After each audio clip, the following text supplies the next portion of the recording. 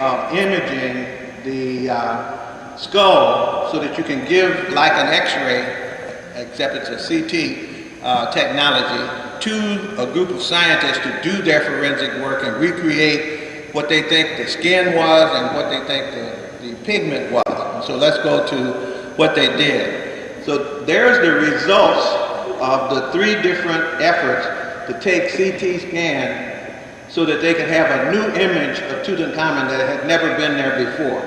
The one on the left is what the French group came up with. The one in the middle is what the Egyptian group came up with. The one on the right is what the United States came up with. I think the only one that didn't know that they had the mummy of the king was the one on the right. I think the United States was flying blind. What do you think this person looked like? But here's the evidence that where the people who bring this argument hang themselves. If CT scan is supposed to be more accurate rather than less, and it's supposed to be the definitive thing, then how come all 3 of those don't look identical? How come you got 3 different images from a scientific process that's supposed to have less error in it? Okay, that's one thing. Then let's move from that into what they chose, of course, was the image on the left, the one that looked most debatably European in appearance, in phenotype. And so that's the one that now travels with the exhibit. The other 2 are left behind, by the way. They become ambiguous. But this one is less ambiguous. And so then we go on to the next thing. And here are the 3 questions that have to be asked. You have to ask the question, if CT scan is more accurate science, how do we get 3 distinctly different images? It seems to me if you get 3 different ones, you haven't added anything to the debate. Number 2, soft tissue cannot be determined by the CAT scan. So the nose, the lips, and things like that, the CAT scan from a skull does not give you that information. But they went ahead and added the soft tissue in European form. Third, pigment cannot be determined from CT scan. So they chose to make it white rather than black. That's an arbitrary choice. So it's hard to see how anybody could claim that to be science and force that off. But of course, you got a waiting public that's waiting for a new image of King Tut, hopefully to open the door to the possibility that others could be done in the same way. So in other words, I'm just saying that if you get a chance to ask, and some of the people have been asking at the exhibit area. I've got a couple of examples of students who've gone into the exhibit and asked those exhibitors these questions. And people start stuttering and backing up and so forth. But it's also interesting that you don't have what they had in 1974, which was about 20 people who were all coming together face to face on neutral territory to have the debate on what these physical types look like. What you have is the decision unilaterally by people led by the Director of Antiquities to handpick his people and to not have peer review, so to speak, is what I'm saying. And so that's how they got their results. And finally, we say no more extreme makeovers. And of course, Los Angeles came up with this, the Los Angeles ASCAP came up with this poster, and we think that everywhere this exhibit goes, we ought to take the no more extreme makeover image with it. So I just wanted to throw that out there, even though that's not the essence of what it was I came to talk about, but I couldn't resist doing that. Also, I did this.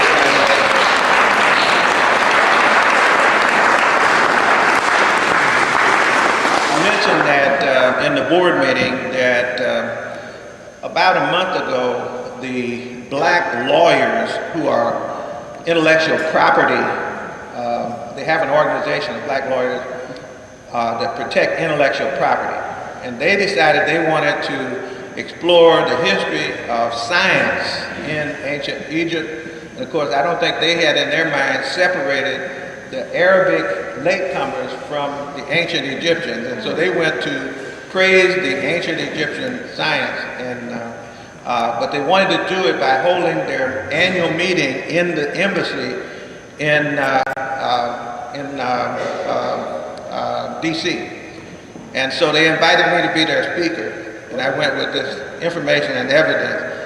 And the ambassador wasn't there, but this number 2 person was there, and he actually sat through what I just presented for you and a whole lot more, dealing with the contribution to ancient Egypt to science, but also specifically on this exhibit, which is now running around trying to muddy the water on who Africans are. Then we now know why it is that people have to do that. And might add that I did get a request for the images, which I haven't yet sent but will, to the embassy official who at that point didn't know that he wasn't supposed to be impressed and announced that he was impressed, but I think he hadn't talked to Hawas yet.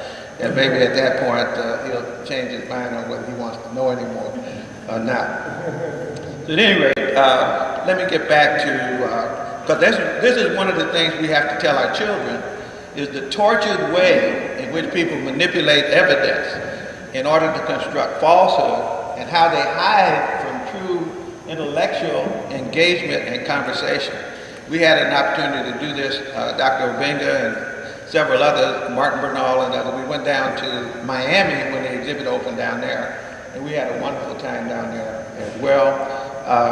Again, when you do bring people out in the open, usually they run. Dr. Asante had it was a conference on Martin Bernal's book, Black Athena, here at Temple University some years ago. And you really need to get the videotapes and to see how people had to back up. The classics department came out supporting the African studies position.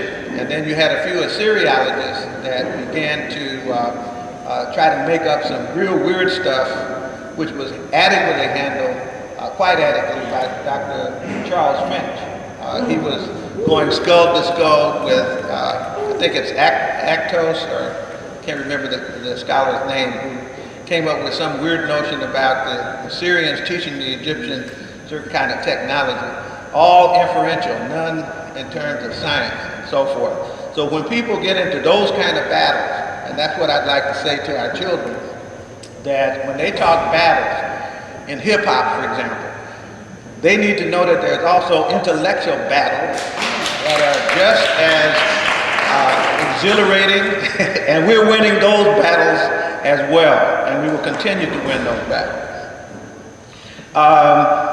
What I'd like to do in the brief time I have remaining is to enter this discussion that we've been having over the last few days. I think this has been one of the most wonderful ASCAC that I've ever attended. The presentations have been absolutely magnificent. I don't know where else you would ever go to get a better demonstration of what African people can do with scholarship. To listen to Mario and what he had done, and Dr. Obenga, of course, is his own inimitable self.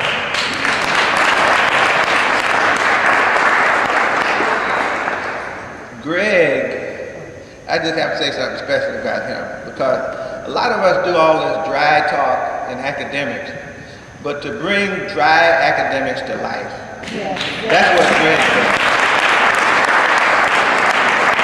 He stands on solid ground, but when he begins to connect all the different ways that we know, the ways that we know in music, the way that we know in art, the way we know in literature, with the way that we know in physics and chemistry and mathematics, and brings all that together and then hooks it up with the moral compass that we're supposed to have, you know, and integrates so much of this stuff and then communicates it in a way that even the babies can understand it.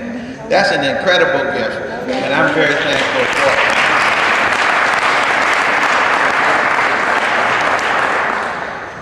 But I want to not go back to the pyramids. That's too far back, and this time and plus you've already had it done quite well.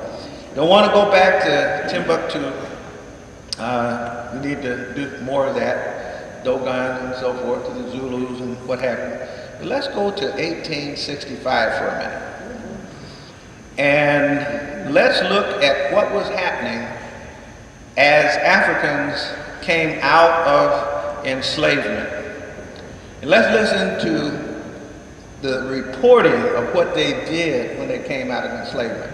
So I want to read just a few of these so that you get a flavor for what was happening in light of what was being said about the Renaissance, the repetition of the birth, in light of what's being said about Ma'at even, in light of what's been said about a lot of things that we've talked about. So here we go.